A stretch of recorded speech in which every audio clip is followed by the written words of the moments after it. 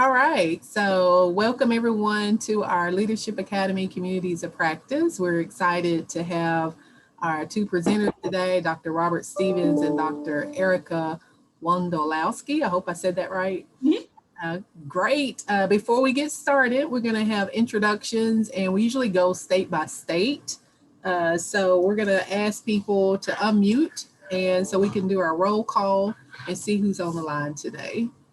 So we'll start at the top of the list with California. If we have anyone on from California. Yes, good morning. This is Amory from the Department of Rehab in California. Hello. Hello, thank you for having me. Yeah, thanks for being on. Anyone else? What about Illinois? All right, next will be Kentucky. Twyla Hammond, spoke rehab counselor. Hey, Twyla. Hey, how are you? Great. How are you doing? Oh, okay. Good. Louisiana is next.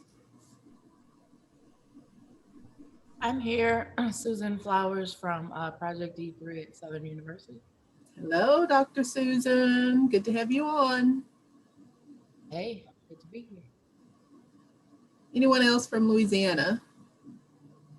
What about New Mexico? All right. Hello. Hey.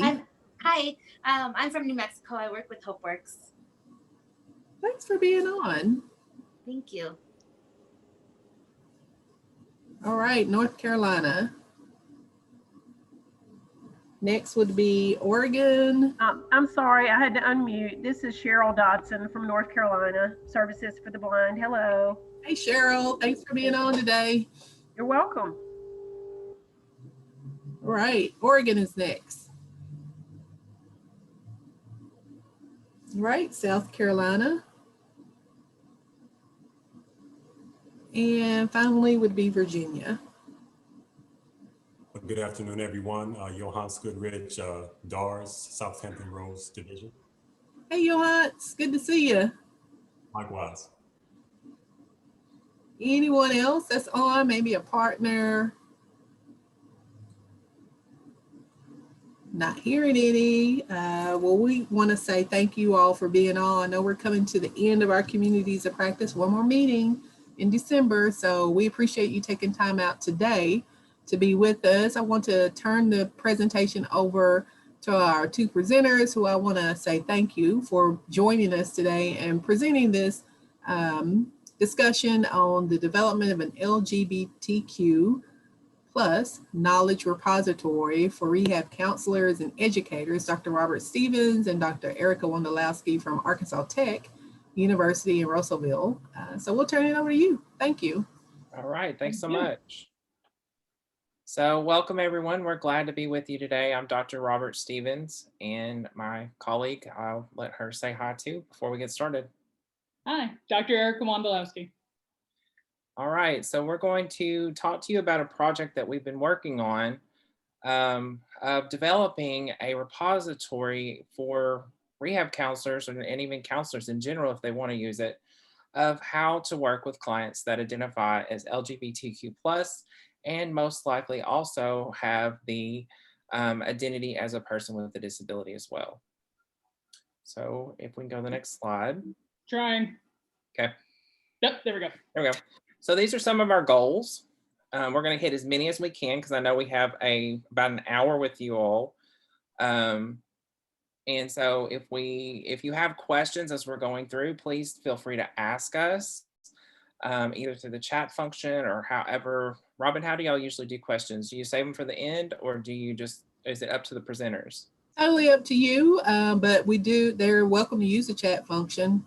Okay, so use the chat function, or if you just have a burning desire, you can unmute and ask a question, because we'd rather answer them as we go instead of maybe running out of time at the end. So we're going to talk a little bit about terminology, but we're not going to spend a lot of time with this because we will send this presentation to Robin. So Robin can email it out to all of you, because at the end we have a lot of clickable links with some of those being the terminology glossaries that we're going to reference briefly on this slide.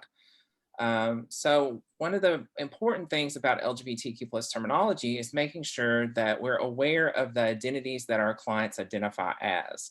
So if you're not familiar with the term, then we encourage you to either A, or B, if you have that rapport already built with your client, a lot of times it's okay to ask the client if they feel comfortable talking to you about it. I know with a lot of my students that I work with in our LGBTQ plus student organization, they don't mind if I say, hey, you know what, I don't know what that terminology means. I haven't heard that one before. And then they'll tell me about it. But we also shouldn't expect that the client is going to be the one that has to educate us on everything. So we need to do our research too. In part as well, we also want to make sure that we're not working off of assumptions, right? A lot of times we go through life and we make snap decisions at an unconscious level so that we can operate a little bit more efficiently through life, right? We make snap decisions of, okay, that's safe, this is safe, that's not, this person belongs to this group, etc. And so when we have a client or a student who comes to us, we may initially make a snap judgment on that's a female, that's a male. When that may not be how they identify. And so we always want to we want to be careful, I suppose. I don't necessarily like that word, but we want to be sensitive. There we go. We want to be sensitive into how we receive, especially new clients that we don't have that rapport with, and just say, hi, my name is, I see here that you are so-and-so. How would you like me to refer to you? A lot of times, if they don't identify with their prescribed sex at birth, they will tell you. But to open that avenue to have that discussion is going to go a long way in terms of rapport building.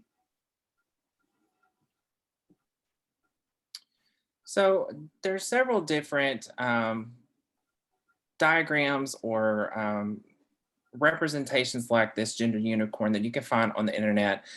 Another one is called the ginger person, like a gingerbread man or woman. But I like the gender unicorn a little bit better personally. And it just kind of shows you that a lot of things when we are talking about gender expression, for instance, gender identity, it kind of falls on a spectrum. So a student or a client may not just say that, you know, they identify as feminine, for instance, if we're talking about gender expression. They may kind of fall somewhere in the middle. So one day they may present themselves more in feminine clothing, and then the next day they may come and be dressed a little bit more masculine. And that can be very confusing to people that don't understand that people express themselves the way that they so feel in that moment, in that time. And so we need to, again, not to have those preconceived notions like Dr. Wondolowski was saying, because just because client walks in the first time that we're going to meet them and they're dressed as masculine and they look masculine, we shouldn't make that assumption that that's the gender expression or the gender identity that they identify as. They may identify as transgender or non-binary, for instance, and may, like I said, one day present more feminine and one day present more masculine. So all of these things are on a spectrum, and you'll see like down at the bottom, physically attracted to, emotionally attracted to. Those are also on a spectrum. And then the sex assigned at birth there in the middle. We don't use the term hermaphrodite anymore. We use the term intersex. Intersex means that someone was born with a genitalia that may not be clearly male or female. So therefore, that would be what would be listed instead of the old terminology that we had called hermaphrodite.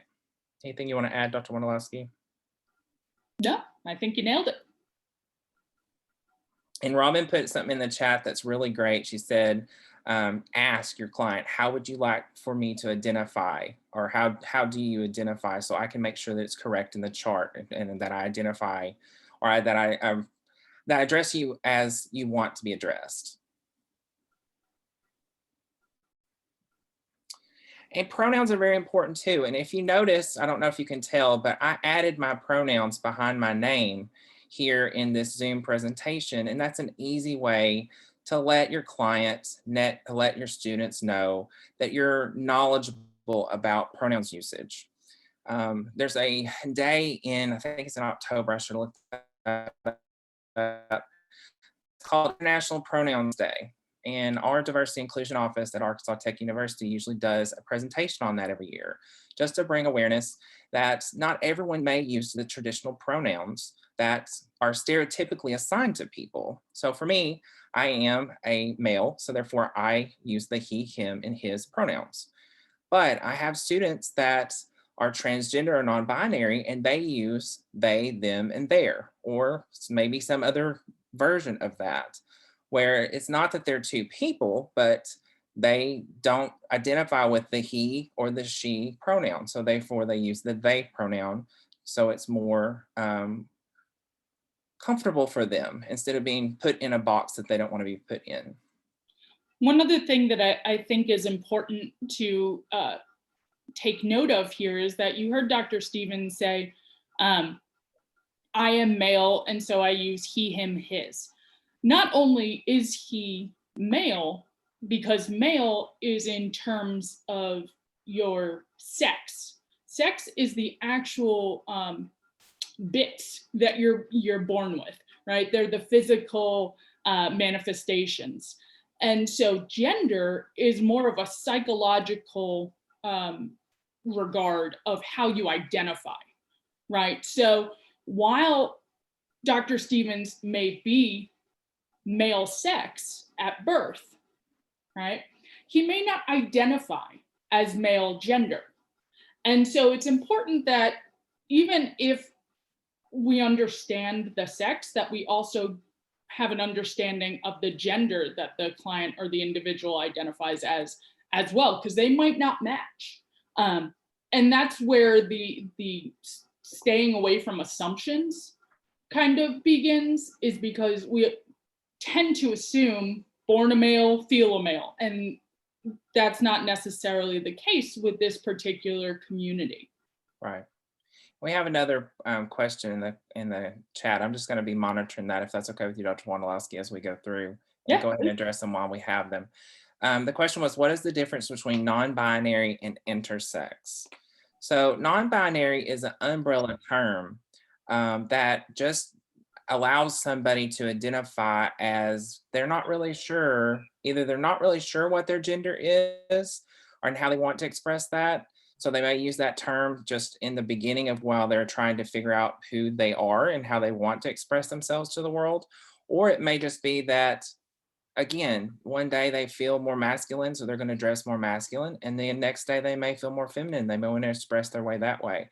It gives them that option of not being labeled with I am a male and I have to use he, him, and his.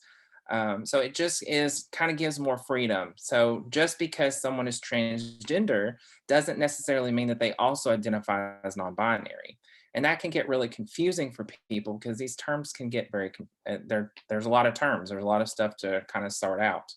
With intersex, you might be someone that is born and identifies intersex because of the fact that your genitalia was not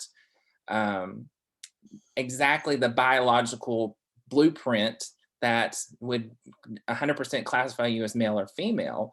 But intersex really doesn't have 100% anything to do with non-binary. It could. Someone might identify as, I don't know if I'm male or female because I kind of have genitalia that represents both. So I kind of fall somewhere in the middle. So non-binary might describe me.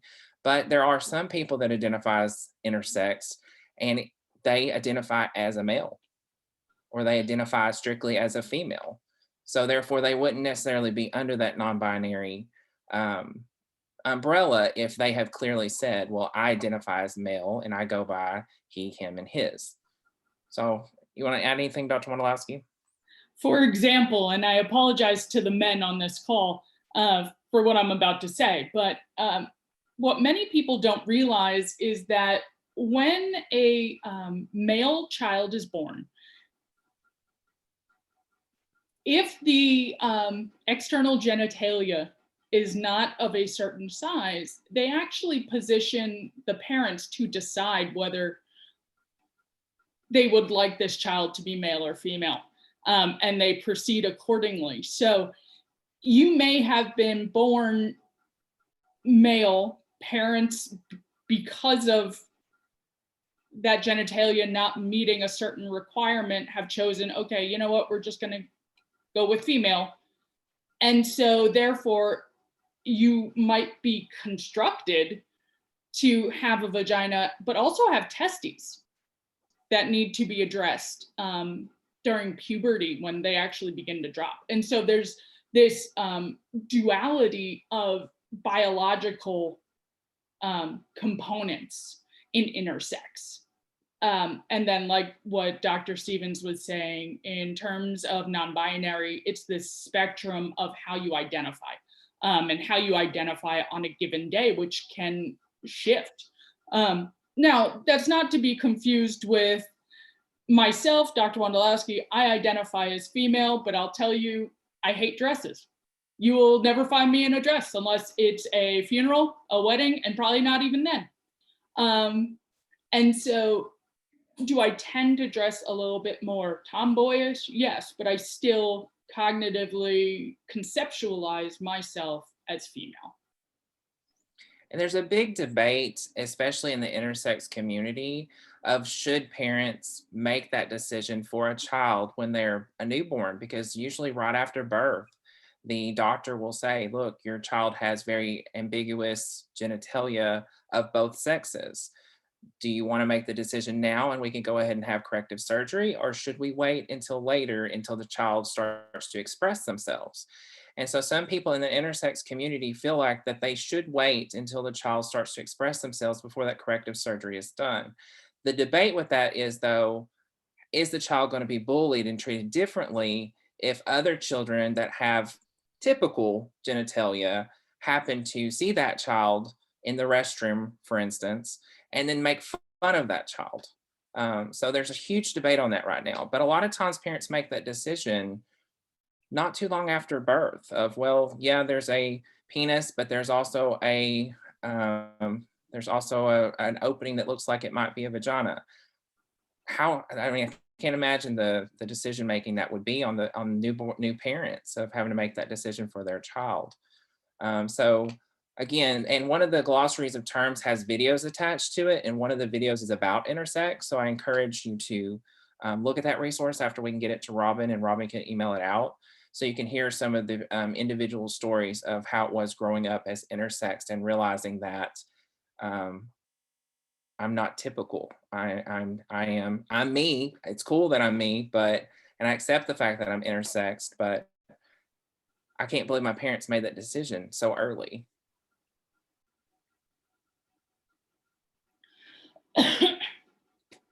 So it's nearly impossible to talk about this community, especially with a social justice, equity type of angle, without acknowledging the process by which we've got here, right?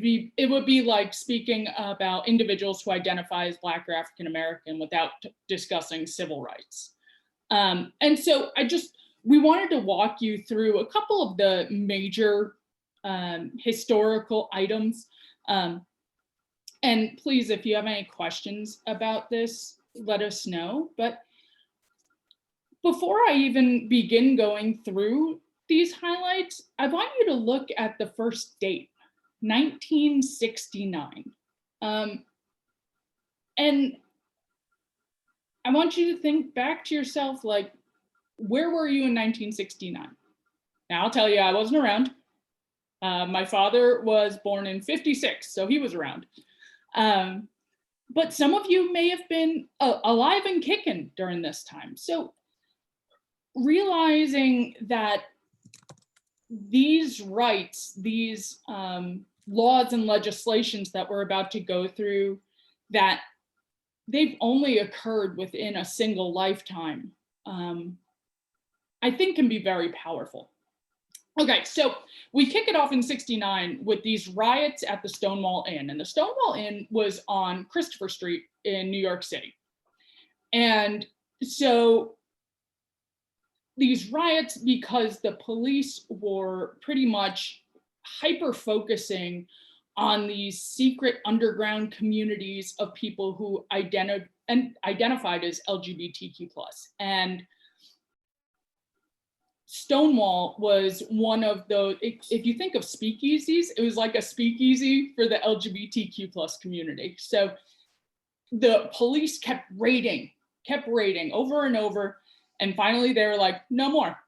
And so they rioted. And that is considered the catalyst for the gay rights and the LGBTQ+ movements. Now, you'll notice that I listed them separately, and that's because it wasn't until several years following that those who identified as transgender, as well as those who identified other than lesbian, gay, possibly bisexual, that they were even welcomed into community.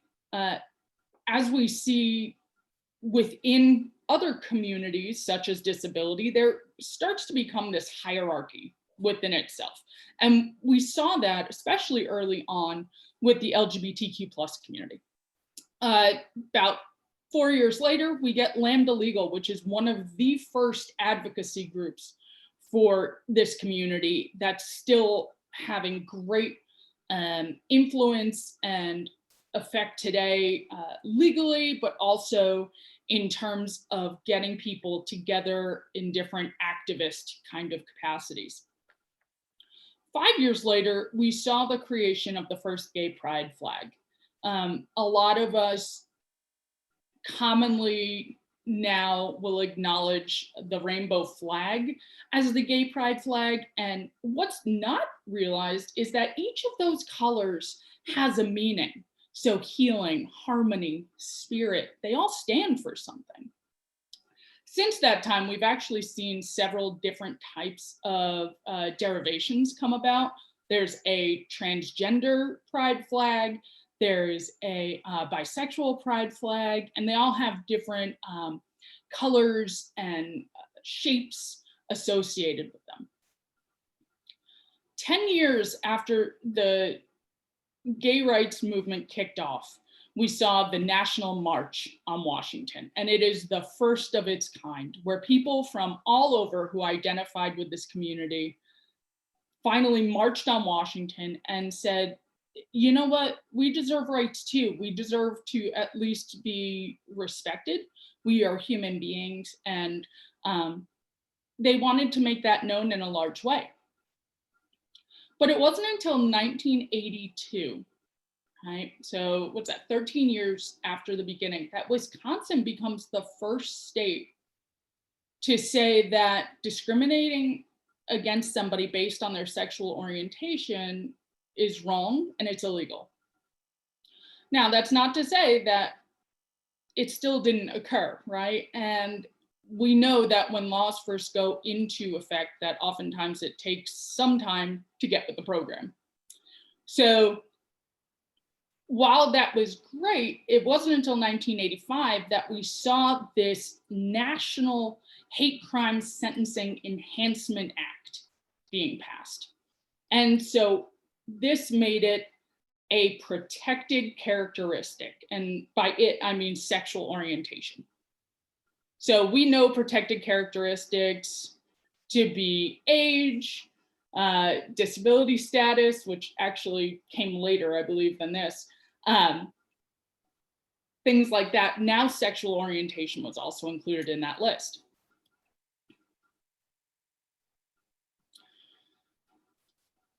So several of us that are in more of a clinical field are familiar with the DSM being the Diagnostic Statistical Manual, which outlines the different criteria that people need to meet in terms of diagnosis.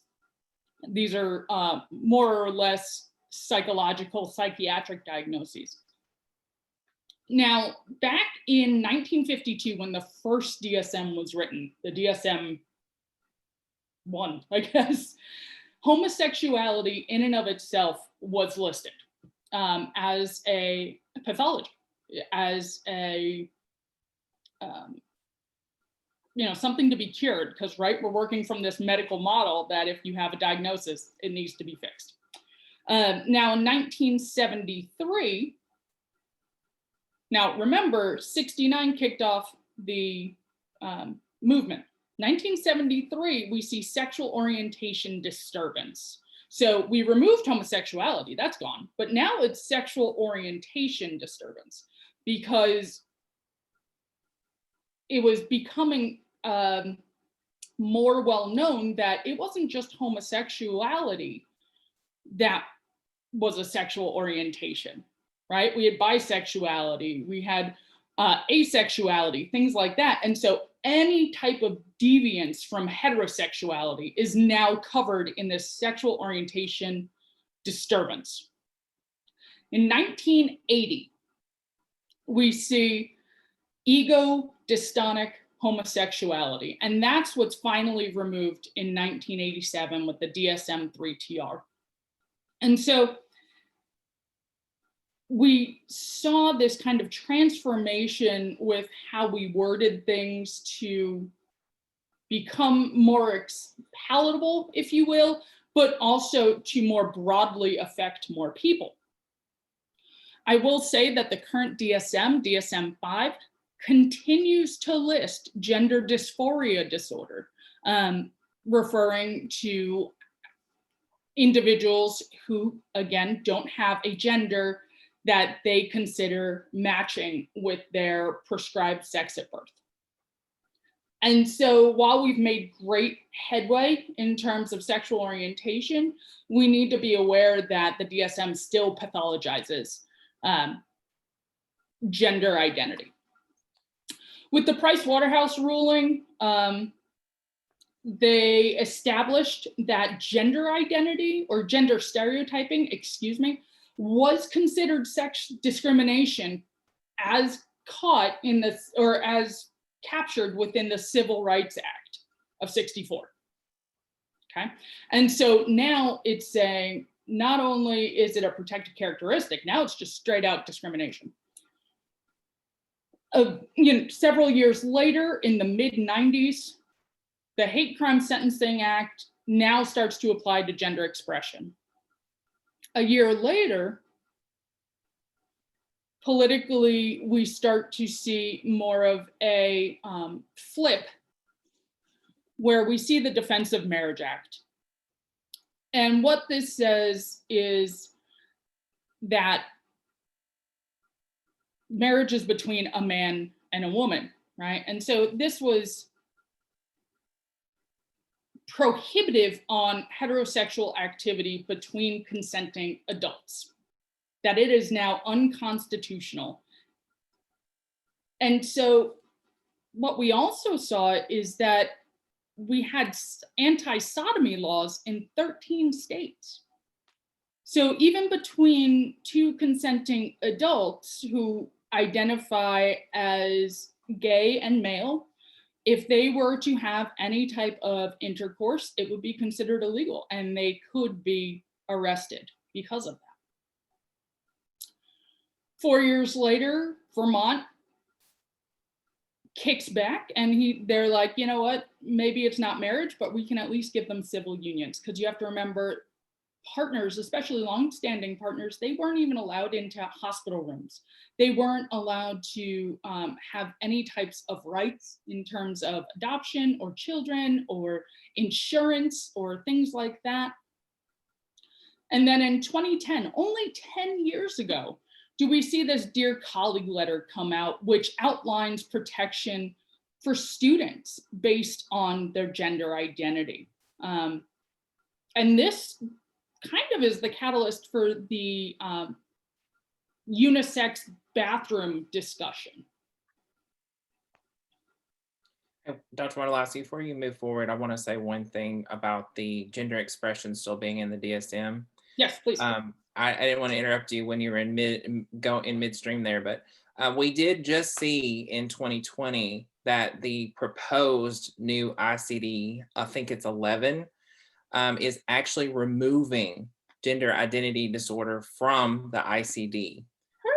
And so we wonder if the next revision of the DSM may also follow suit, because a lot of times the two diagnostic manuals are really trying to align each other more and work in partnership instead of in the past where they didn't, because now the new DSM-5 codes match the ICD-11 code, or the new, I think ICD-11 is the current one. I can't remember because I don't use ICD for anything in my courses. That's more your medical doctors that use those, and medical billing people that use those codes for insurance purposes. But we're wondering what that's going to look like. We're also wondering what that's going to look like for people that identify as transgender, how they're going to get their services that they get. Because right now, the way the laws are written is you have to have a diagnosis of gender identity disorder to be able to get your hormones, to be eligible for sex reassignment surgery or gender reassignment surgery in some countries, including the United States. So there's some celebration and also some worry in the transgender community of what is this going to mean long term for care for transgender individuals. Absolutely. And speaking directly to that, it doesn't just stop with the diagnosis. We know that diagnoses carry stigma, period. And the controversy over having to prescribe to a pathology just to get your care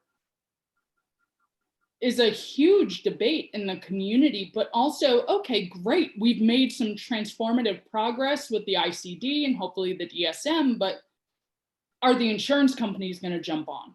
Mm-hmm. That's the big worry right now.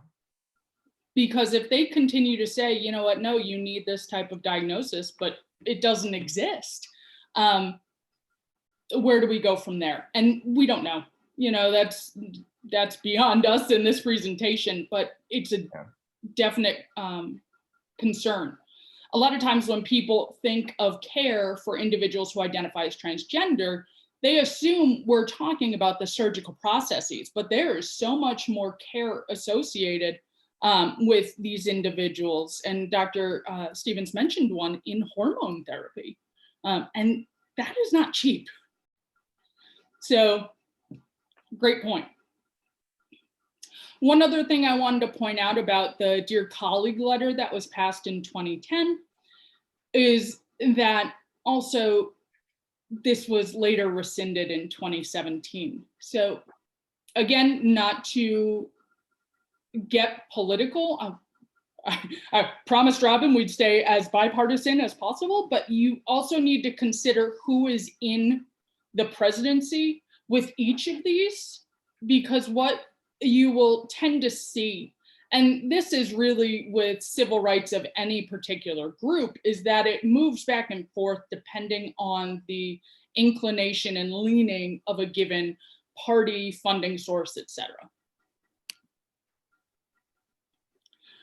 7 years ago, we see the Employment Non-Discrimination Act being put forth. Now, it was great. It passed the Senate, but Congress said, nope. So, you know, we made some progress in that it got past Senate, but it never made it to the House. Or it did, but it was dismissed. 2015 was probably, with the Obergefell and the Hodges ruling, this is where we saw the Supreme Court rule that all states and all territories have to allow for marriage licensing and recognition of same-sex couples. And I remember when this happened, Rob, I don't know if you can speak to this, but it was, I mean, it was huge. It was monumental, because now the community was being acknowledged. They were being given some equality in that sense. And it also opened up these discussions for things like dependent and spousal benefits. right? You have to figure that I know individuals who identify as part of this community that have had relationships longer than I've been alive. And for the longest time, they were filing separately taxes. And so they're actually paying more. They're paying more for health insurance because they can't be on their partner's health insurance, things like that. Things that a lot of times us as heterosexuals, which I identify as, is we take for granted. And that's that heteronormativity, right? That lens through which we view the world, in assuming that everyone's heterosexual until we're corrected otherwise, right? I can't tell you how many couples just rushed to go get married after this happened because of what Dr. Wondolowski was saying. They'd been together 20, 30, 40. I think one couple had been together for 50 years, and they had never been allowed to express themselves in a way as having a marriage. And so, you know, a lot of people in the community, I am part of the LGBT community. So when you hear me say we or things of that nature, that's because I am part of the community. But a lot of people were afraid this was just going to be a temporary thing. And if we don't go get married today, then it may not happen. They were so afraid that this was just a fluke that happened and it's going to go away. And it has been threatened a couple of different times since it has passed, that it might be challenged, and it still may be challenged in the future. And it is a constant worry for people in the LGBTQ plus community, even though as of today, it stands as law. Yeah, you know, and Dr. Stevens, that's some great segue, because even when it was ruled by the Supreme Court in 2015, there were still states that, or even, you know, regions, communities, counties that just refused to do it. And were supported by their local government. And they took the fees, the fines, and they were like, we're going to continue to not do this because we don't agree.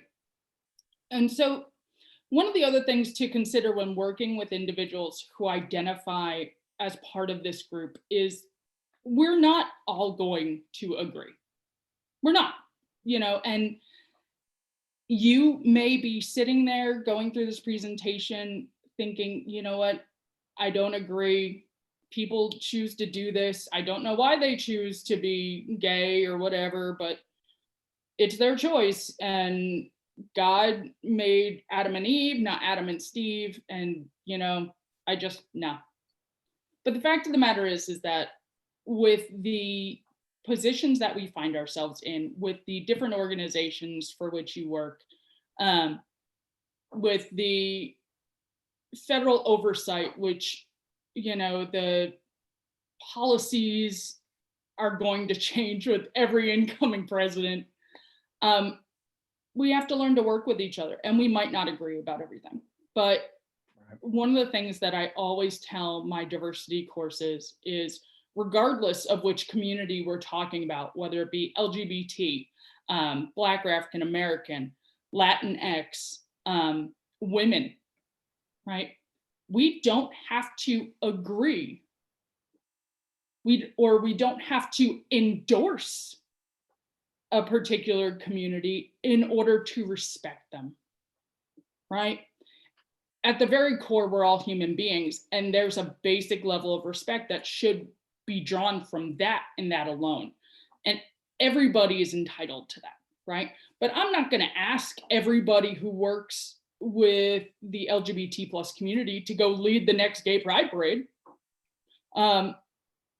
So I think coming to have that resolve is important. Also, you know, state by state, depending on your licensure and certification bodies, is you may have different policies that are in effect. And Dr. Stevens, I'll leave it to you to discuss the social work policies that were put in place and then turned over really quickly in Texas. Do you remember that? Yes, that just happened in this year, where they had the state of Texas social work board had changed their ruling saying that if you did not want to work with members of the LGBTQ plus community or even people with disabilities, you could now refuse services to those groups of people because the state of Texas did not have protections for those groups of people. So therefore, this social work board was going above and beyond what they had to do. But a lot of advocates got out there from both sides, from both people with disabilities and from the LGBTQ plus community, and got the National Work Association behind them to get that null and void of no, as an ethical profession, as social workers are, we cannot do this ethically. You are not following your ethical code of conduct. So that was a short-lived thing, but it was very scary for people that identified as people with disabilities and the LGBTQ plus community in the state of Texas. I want to kind of jump through a couple of these just for the sake of time, but in 2017, President Trump issued this memo that says individuals who identify as transgender can't serve in the military. 2 years later, he rescinded that and actually put the onus on the Secretary of Homeland Security, who oversees the Coast Guard, and a Secretary of Defense, who essentially just upheld his previous ruling. But this past year, what we saw was a significant ruling in a joint court venture. And you see the three listed here. And essentially what this came down to is LGBTQ plus rights and protections in the workplace. And it not only applied to sexual orientation, it applied to gender expression. It applied to so how you actually dress at work, because that was one of the cases here, as well as a couple other things. And so this was a monumental ruling. Unfortunately, where we stand now, as Dr. Stevens has said before, we find ourselves back in a situation where we have to be concerned again about certain rulings being overturned. And so when you're working with this population, one of the things that really needs to be understood at a core level is that these individuals live on a foundation of sand. And with every group that comes in that can influence laws and legislation, whether it be funding sources, corporate sponsors, political activists, what have you, everything that they've worked so hard for since '69 can be taken away, right? And so as a heterosexual woman, I can go get married tomorrow, and then I can get an annulment that night and get married the next day. And I can take complete advantage of the fact that these are just rights that are afforded to me based on my sexual orientation. The fact that I'm not ridiculed, bullied, abused, killed even for my gender expression. And so again, even if you don't agree, even if we're on different sides of the aisle or what have you, knowing that and having a respect for that lived experience is gonna build your rapport and extend it leaps and bounds. And so we wanted to just talk about the intersectionality of LGBTQ plus communities. Dr. Stevens and I are both certified rehab counselors. And so we know that disability is a political construct, right? Disability in and of itself as a construct would not exist if it weren't considered from a medical model perspective, in that you are deficient if you are not quote unquote typical or normal. And we see the parallels that this runs with the LGBTQ plus community, right? And so if we were to make the world more accessible, if we were to use more inclusive language, again, parallels with the LGBTQ plus community, it wouldn't exist, and it wouldn't be as negative of an experience for those who identify with those communities. And so with this 2020 election, We're still waiting to see how that kind of fleshes out, but we're going to see different ramifications in terms of education and education rights and funding sources, which is important to Dr. Stevens and I, and those of you who might work in transition, but also in job funding and federal funds, things like that. So I'm watching time, so we want to be very careful here, because I want to make sure that if no one has put a question in the chat, that we questions at the end. But we want to just briefly touch on the concept of intersectionality, because a lot of us as either professors, educators, or rehab counselors out in the field, you're going to probably have clients that identify as both LGBTQ plus and a person with a disability. As you can see there, Asher did a research study in 2018, and he found that approximately 30% of adult males and 36% of adult females identify as both LGBTQ plus and a person with a disability. And unfortunately, when you have more than one minority status, that could even be being a person that identifies as a minority race, and a person that identifies as female, and a person that identifies as a person with a disability. That's 3 different levels of discrimination that person might experience. So people that identify as LGBTQ plus and a person with a disability actually have a higher rate of discrimination. And that is due to these compounding identities of intersectionality. So we can go ahead, there we go. There's the definition of intersectionality. And just for the sake of time, I'm gonna kind of skip that because I think I explained it in my own words. But this overlap is just something that we need to be cognizant about when we are talking with our clients that identify as both a person with a disability and part of the LGBTQ plus community.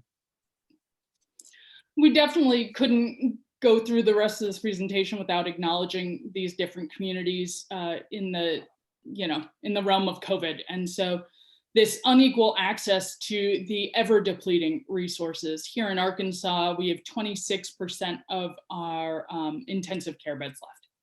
And so while obviously those need to go towards those who need them, what happens when COVID has become so strong that individuals with disabilities can't access them? Or what if an individual with a disability needs a ventilator, but those with COVID do too? How do we triage that?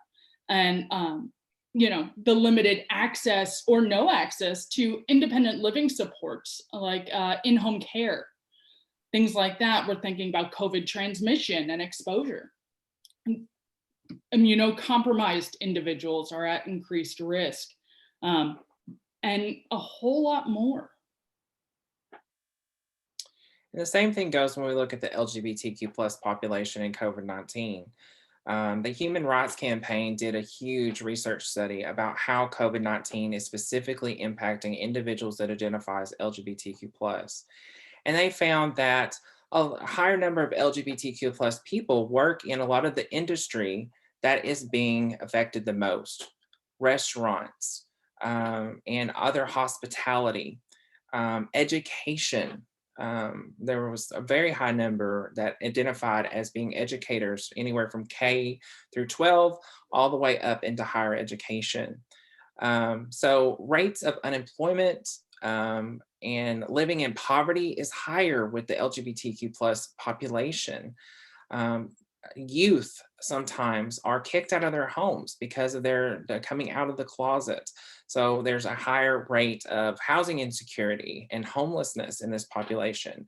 And during a pandemic, that can be just really scary, to be out living on the streets, living in communal shelters, and then also being a person who identifies as LGBTQ plus, where you might not just be in a shelter for people that identify the same way as you. So therefore, you might not feel comfortable disclosing your sexuality while you're in those kind of shelters, for instance. So there's a lot of challenges for this population that you might not have thought of before, especially during a pandemic like COVID-19. Something else to consider too, that we're seeing a lot of research come out just within the last few days, is about the level of the mortality rates in nursing homes, right? Because of COVID and neglect. Again, because the workers either aren't coming in, or they're coming in and they're bringing, COVID with them. So, and oftentimes individuals who are older and identify as being a part of the LGBTQ plus community, they tend to live in more communal living with those of like lifestyles. And so there's, what we're seeing is almost like a sweeping taking out, if you will, of these small enclaves within the community. Mhm.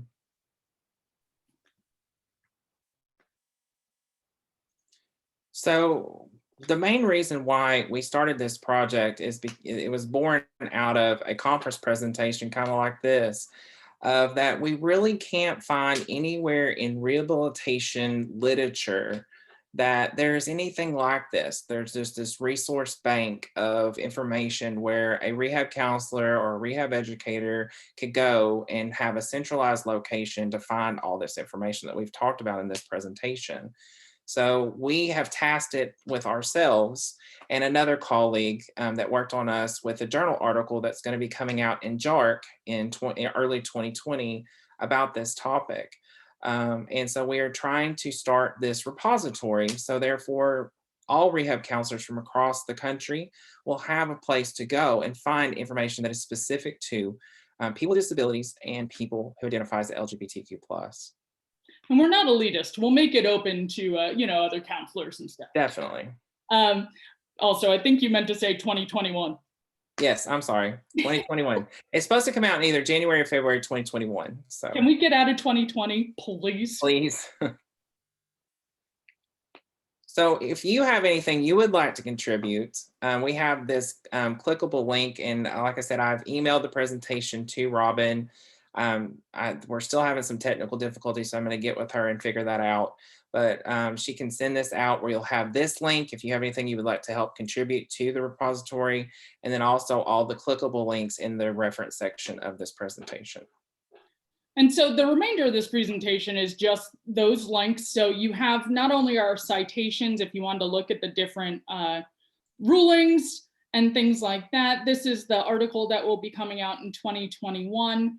But also those clickable links. We did continue to keep the Arkansas links in here as well, just because they have some great resources if you're curious. But if you need help finding resources in your own state, please do not hesitate to reach out. We will put our contact information in the chat.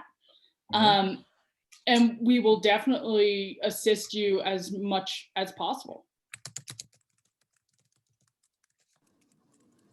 So Awesome information. Yeah, thank you. Thank you. Any questions that anyone may have in our few minutes left?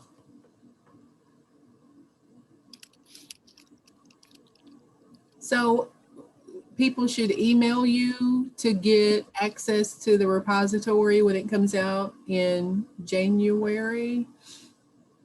Well, the repository is up and running right now for anybody that wants to submit anything. We're still working on collecting the information, so it's not actually launched just yet. The clickable link that will be available once we tackle those technical issues in getting you the PowerPoint, once the participants receive that, they can click on that link and then submit anything they would like to include. By submitting those things, we'll also be given their name and email. And so we can let them know when the repository has been launched, in that you can now interact with it. Awesome. Thank you both. Thank you all for having us. Presentation. Thank you. And echo what Cynthia typed in the chat box. She loved the presentation. So good information. So we appreciate you both. Before we end, I know we're out of time, but Dr. Susan, I didn't know if you had any comments or questions or regarding sustainability or anything that our participants need to be aware of for Project E3? I don't have anything specific to say about sustainability. I appreciate all of the work. I'll say that. I'll appreciate all the work that everybody has done on Project E3. I'm hoping that we will all be able to get together again for our, I guess the last community of practice meeting is next month, right? It is on the 17th. Yeah. So, but I'm really glad to be a part of these community of practice meetings. I really love this one as a rehab educator. I find that my students are always asking questions about, they want more information about sexuality and disability and gender identity and disability and how to work with people who may not identify in the same ways. They really want to understand and be sensitive. So, it's gratifying, but there's not a whole lot of information out there, as you all touched on. So I'm really excited that there is this repository of information now, and I'm hoping that I'll be able to share it with the students going forward. That would be great. That's our goal. So. Yeah, and please, one of my areas of research is sexuality and disability, not only sexual orientation and gender identity or expression, but also how to facilitate sexual behaviors for and with people with disabilities. So if they have any questions, I'd be happy to share some resources. So, do you visit classrooms or as guest lectures or anything like that? Because we actually, yes. Oh, great. Yes. Thank you so much, Robin. I so appreciate this. But reach out to us. We love talking about this topic, and we kind of have our own little areas in this topic as well. I am kind of do a little bit more research on the coming out process, the supporting students and clients as they are going through that process. Where, like Dr. Wandalas said, she specializes a little bit more in sexual intimacy with people with disabilities and LGBTQ plus as well. And so hopefully between the two of us, one of us can help you get your students' questions answered. You can both help, because there are a lot of questions about that, and we definitely want to be as supportive as possible to everybody and be as inclusive as possible. So we definitely, yes, I will definitely be reaching out to you. Thank you so much. Thank you. That's awesome. Thank you. It's a timely topic. I had a call earlier today from a rehab counselor and from out of state who was sharing the need for more discussion and more training resources for VR counselors regarding this topic. So we appreciate it, and we will be making use of the repository. So thank you again both for being with us and sharing. It's been great information. Thank you. All right. Thank you. Everyone, thank you. We'll see you next month on December 17th. Have a great day and happy Thank you. Bye, everyone. Have a great weekend. Bye. Thank you.